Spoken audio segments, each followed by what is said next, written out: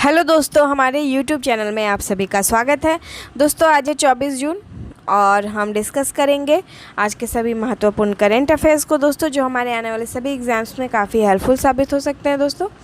तो चलिए हम स्टार्ट करते हैं कुछ प्रीवियस क्वेश्चंस के साथ। दोस्तों, आप हमें इसके आंसर कमेंट बॉक्स में बताइए। साथ ही अगर आपको इसका PDF चाहिए तो आप हमारे टेलीग्राम चैनल को ज्वाइन कर सकते हैं और वहाँ से इसे डाउनलोड कर सकते हैं दोस्तों। तो चलिए हम स्टार्ट करते हैं। हमारा पहला प्रश्न है, दिमित्री मुराटोव ने यूक्रेन के बच्चों की मदद के लिए अपना नोबेल प्राइज़ बेच दिया है, यह किस देश से संबंधित है। अगला प्रश्न है, निम्नलिखित में से किस लेखक ने 2022 का वीमेंस प्राइज़ फॉर फिक्शन को जीता है।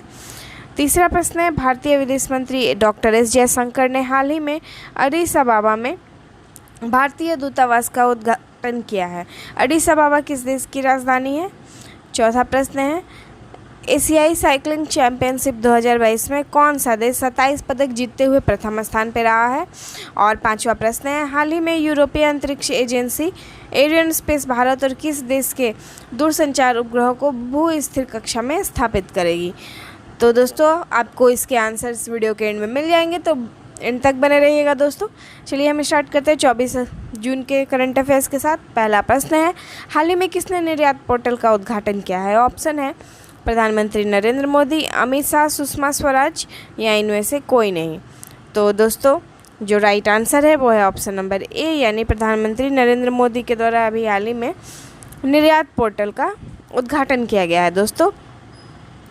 निर्यात पोर्टल के साथ उन्होंने वाणिज्य भवन का उद्घाटन किया है और साथ ही अगर हम निर्यात का फुल फॉर्म देखें तो इसका मतलब है व्यापार के वार्षिक विश्लेषण के लिए राष्ट्रीय आयात निर्यात का शुभारंभ। मोदी जी के द्वारा ऐसा कहा गया कि पिछले साल बहुत ही ज़्यादा कॉम्प्लिकेटेड टाइम था, फिर भी भारत ने कुल 670 बिलियन डॉलर यानी 50 लाख करोड़ का निर्यात किया है दोस्तों। आज का अगला प्रश्न है, निम्नलिखित में से कौन 26वीं राष्ट्रमंडल देशों के शासनाध्यक्षों की बैठक में भाग लेंगे। ऑप्शन है किरण रिजिजू, एस जयशंकर, पीयूष गोयल या मनसुख मंडाविया। तो यहाँ राइट आंसर है ऑप्शन नंबर बी। दोस्तों, अभी हाल ही में एस जयशंकर 26वीं राष्ट्रमंडल देशों के शासनाध्यक्षों की बैठक में भाग लेने के लिए रवांडा के 4 दिन की यात्रा पे गए हैं और यह कब से कब तक चलेगी, तो 20 से 25 जून तक इसका आयोजन किया जाएगा। और इसका थीम क्या है इस वर्ष का, तो इस वर्ष का थीम है delivering a common future, connecting, innovating और ट्रांसफॉर्मिंग।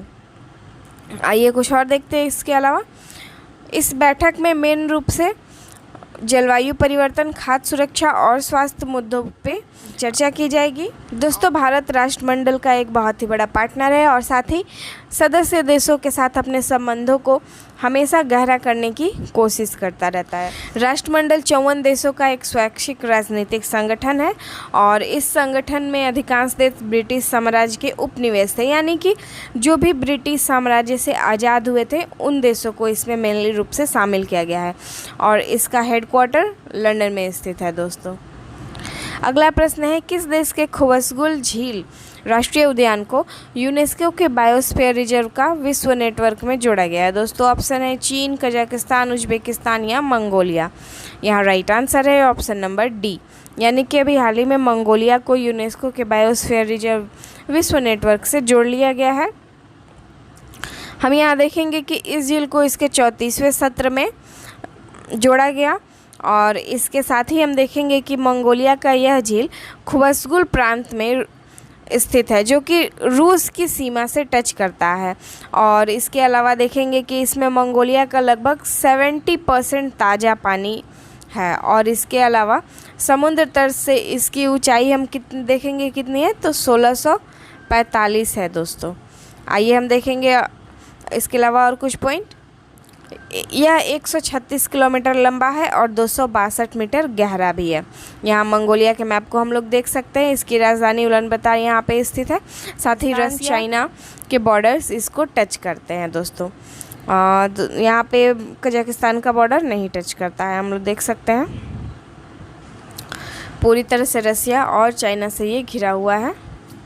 चलिए आगे देखेंगे अगले प्रश्न को। कौन सा राज्य one nation one ration card योजना को लागू करने वाला 36वां राज्य बन गया है। तो ऑप्शन है त्रिपुरा, गोवा, राजस्थान या असम। राइट आंसर है ऑप्शन नंबर डी, यानी कि असम अभी हाल ही में ONORC योजना को लागू करने वाला 36वां राज्य बन गया है। One nation one ration card को अभी पूरे देश में लागू किया जा चुका है, यानी पूरे 36 राज्यों और केंद्र शासित प्रदेशों में इसको लागू कर दिया गया है। इसका मेन मोटो क्या है, तो खाद्य सुरक्षा को सुनिश्चित करना दोस्तों, खाद्य सुरक्षा को पोर्टेबल करना इसका मेन मोटो है। हम देखेंगे असम के राज्यपाल कौन है, जगदीश मुखी जी हैं। मुख्यमंत्री हेमंत बिस्वा शर्मा है, भाजपा की सरकार है। विधानमंडल एक सदनीय है। विधानसभा में सीटों की संख्या 126 है, राज्यसभा में सीटों की संख्या 7 है, साथ ही लोकसभा में सीटों की संख्या 14 है। आइए देखते हैं अगले प्रश्न को। हमारा अगला प्रश्न है, पहली भारत गौरव पर्यटन ट्रेन को 21 जून 2022 को दिल्ली से रवाना किया गया। ऑप्शन है बांग्लादेश, भूटान, नेपाल, पाकिस्तान। यहाँ राइट आंसर है ऑप्शन नंबर सी, यानी कि पहली भारत गौरव पर्यटक ट्रेन को 21 जून को दिल्ली से रवाना कर दिया गया है दोस्तों। इस ट्रेन को रवाना किसके द्वारा किया गया दोस्तों, तो केंद्रीय रेल मंत्री अश्विनी वैष्णव और साथ ही पर्यटन और संस्कृति मंत्री जी किशन रेड्डी के द्वारा इसको रवाना किया गया। और यह भारत और नेपाल अंतर्राष्ट्रीय सीमा को पार करने वाली पहली पर्यटक ट्रेन है। आइए अगले प्रश्न को देखते हैं। अगला प्रश्न है, गिफ्ट सिटी में NDB के भारत क्षेत्रीय कार्यालय के प्रमुख किसे नियुक्त किया गया है। ऑप्शन है DJ पांडियन, इंद्रमणि पांडे, अनुपम रे या इनमें से कोई नहीं। तो दोस्तों जो राइट आंसर है वो है ऑप्शन नंबर ए, यानी कि अभी हाल ही में DJ पांडियन को गुजरात इंटरनेशनल फाइनेंस टेक यानी गिफ्ट सिटी में अपने भारत क्षेत्रीय कार्यालय के महानिदेशक के रूप में नियुक्त किया गया है। पांडियन इससे पहले एशिया इंफ्रास्ट्रक्चर इन्वेस्टमेंट बैंक के उपाध्यक्ष और मुख्य निवेश अधिकारी के रूप में भी कार्य कर चुके हैं। NDB का मुख्यालय कहाँ है, संघाई चाइना। और साथ ही NDB की स्थापना कब हुई थी, 15 जुलाई 2014। भारत इसके संस्थापक देशों में से एक है। आइए अगला प्रश्न देखते हैं। हमारा अगला प्रश्न है, निम्नलिखित में से कौन सा अंतर्राष्ट्रीय दिवस 23 जून को मनाया जाता है। ऑप्शन है अंतर्राष्ट्रीय बाल दिवस, अंतर्राष्ट्रीय ओलंपिक दिवस, अंतर्राष्ट्रीय खेल दिवस या अंतर्राष्ट्रीय बालिका दिवस। तो जो राइट आंसर है वो है ऑप्शन नंबर बी, यानी अंतर्राष्ट्रीय ओलंपिक दिवस को प्रतिवर्ष 23 जून मनाया जाता है दोस्तों। इसके साथ ही देखेंगे कि यह मनाने का शुरुआत कब किया गया था, 1948 में किया गया था। इस वर्ष का थीम क्या है, एक शांतिपूर्ण दुनिया के लिए साथ इस वर्ष का थीम है। इसके साथ ही देखेंगे कि सेंट मोरिज में ओलंपिक समिति की 42वें बैठक में ओलंपिक दिवस को मनाने के विचार को प्रस्तुत किया गया था या फिर अपनाया गया था पहली बार। और यह 1948 में IOC के सदस्य डॉक्टर ग्रस ने स्वीडन के स्टॉकहोम में अंतर्राष्ट्रीय ओलंपिक समिति के 41वें सत्र में विश्व ओलंपिक दिवस मनाने की बात कही थी। ओलंपिक पर ईयर 4 सालों पे आयोजित किया जाता है और ये दुनिया का सबसे पुराने खेलों में से एक है। आज का अगला प्रश्न है, हाल ही में केंद्र सरकार ने किस तिथि को सिंगल यूज प्लास्टिक को पूरी तरह से बैन लगाने की घोषणा की है। ऑप्शन है 1 जुलाई, 5 जुलाई, 10 जुलाई या 15 जुलाई। राइट आंसर है ऑप्शन नंबर ए, यानी 1 जुलाई 2022 से सिंगल यूज प्लास्टिक को बैन कर दिया जाएगा दोस्तों। लेकिन यह पूरी तरह से डिपेंडेंट करता है जनता के कॉपरेशन पे। अगर हम चाहेंगे तो इसको पूरे तरह से अप्लाई करने में बहुत ही हेल्प कर सकते हैं, रिड्यूस करते हैं। जितना भी प्लास्टिक यूज है उसको हम लोग अगर रिड्यूस करेंगे तो इस जो प्रतिबंध लगाने की घोषणा की गई है और जो भी हमारा मोटो है कि आने वाले साल में जो सिंगल यूज प्लास्टिक है उसको पूरी तरह से ख़त्म करने की जो योजना बनाई गई है उस पर जो सफलता है पाया जा सकता है। लेकिन ये पूरी तरह से जनता पे डिपेंडेड है। सिंगल यूज प्लास्टिक हमारे लिए बहुत ही ज़्यादा घातक है दोस्तों। ये कभी भी ये ख़त्म नहीं होता है, ये बहुत ही सालों, हज़ारों, सैकड़ों वर्षों तक ज़मीन में रहता है। और उसके अलावा जब ये समुद्र में चला जाता है ये प्लास्टिक का पाउडर के फॉर्म में ये बन जाता है, जो कि पूरी तरह से अगर हम कोई भी पानी पीते हैं उसके थ्रू हमारे बॉडी में चला जाता है, और कोई भी फॉरेन पार्टिकल अगर हमारे बॉडी में एंटर करता है तो वो कैंसर कॉज करता है। इसके अलावा भी और भी बहुत सारे बीमारियों को ये कॉज करता है दोस्तों। इसके अलावा हम और कुछ देखते हैं इसके बारे में। इसके तहत सिंगल यूज प्लास्टिक आइटम के मैन्युफैक्चरिंग, इंपोर्ट, स्टॉकिंग, डिस्ट्रीब्यूशन और बिक्री और इस्तेमाल पर भी बैन लगाया जाएगा।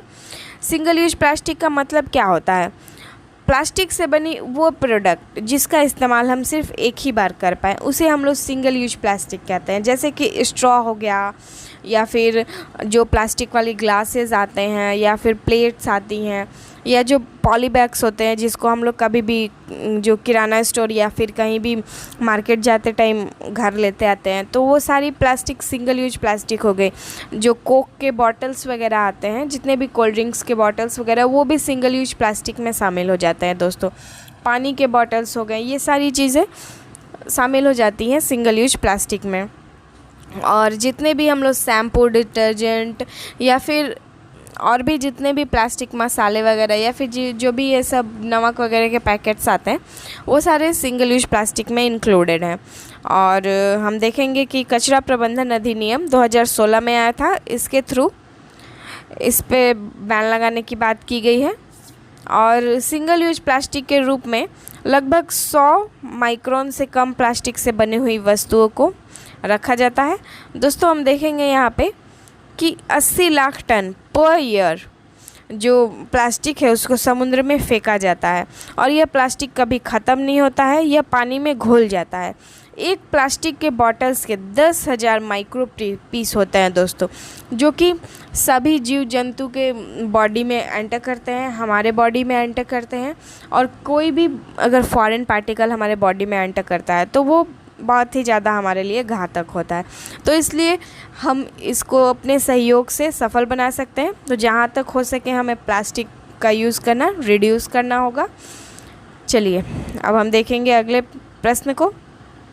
अगला प्रश्न है, कृषि तकनीक में ई कॉमर्स को सक्रिय करने के लिए ONDC ने निम्न में से किसके साथ समझौता किया है? ऑप्शन है नाबार्ड, SBI, PNB या सिडबी। राइट आंसर है ऑप्शन नंबर ए, यानी नाबार्ड के साथ अभी हाल ही में ONDC ने समझौता किया है। चलिए हम नाबार्ड का फुल फॉर्म देखेंगे, national bank for agriculture and rural development. दोस्तों इस कभी कभी इसके फुल फॉर्म्स को भी एग्ज़ाम्स में पूछ लिए जाते हैं, तो आप इसको डेफिनेटली करके याद कर लीजिएगा। अगर याद है आपको तो ये बहुत ही अच्छी बात है।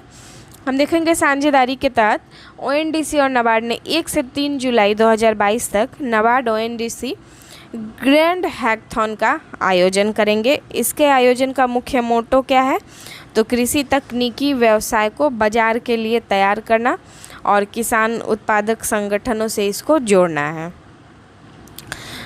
अगला प्रश्न है, from Lucknow to Lutyens the power and play of Uttar Pradesh पुस्तक किसके द्वारा लिखी गई है? ऑप्शन है कृति सिंह, अभिज्ञान प्रकाश या अभिनव सिंह या राहुल प्रकाश। तो राइट आंसर है ऑप्शन नंबर बी, यानी अभिज्ञान प्रकाश के द्वारा इस पुस्तक को लिखा गया है दोस्तों। और ये बिहार के रहने वाले हैं और इस पुस्तक को ऑक्सफोर्ड यूनिवर्सिटी से लॉन्च किया गया है। अगला प्रश्न है, निर्माण श्रमिकों के कौशल विकास को बढ़ावा देने के लिए राष्ट्रीय पहल निपुण यानी national initiative for promoting upskilling of निर्माण किस केंद्रीय मंत्रालय की एक पहल है? दोस्तों ऑप्शन है आवास और शहरी मामलों के मंत्रालय, शिक्षा मंत्रालय, वित्त मंत्रालय या सहकारिता मंत्रालय। राइट आंसर है ऑप्शन नंबर ए, यानी आवास और शहरी मंत्रालय के द्वारा इसे शुरू किया गया है।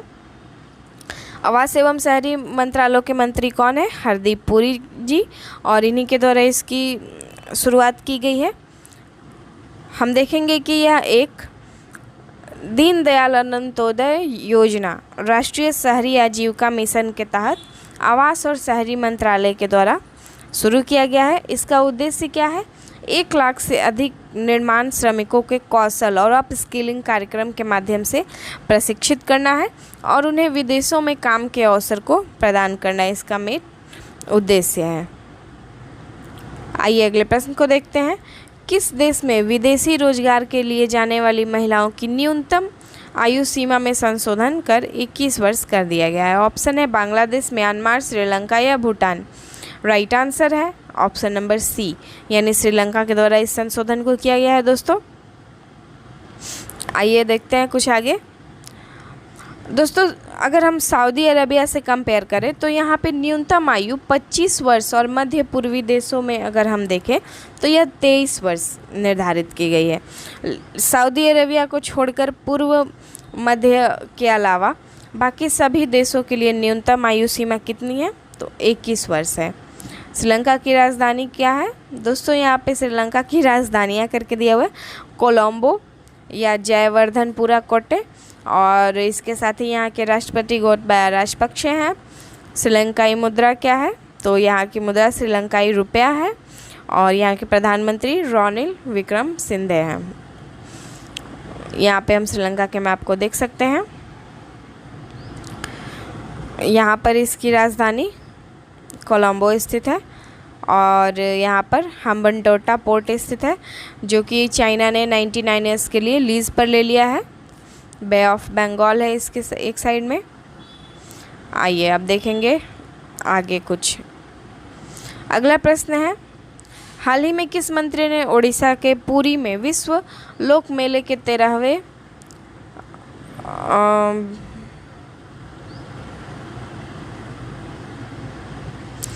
अगला प्रश्न है,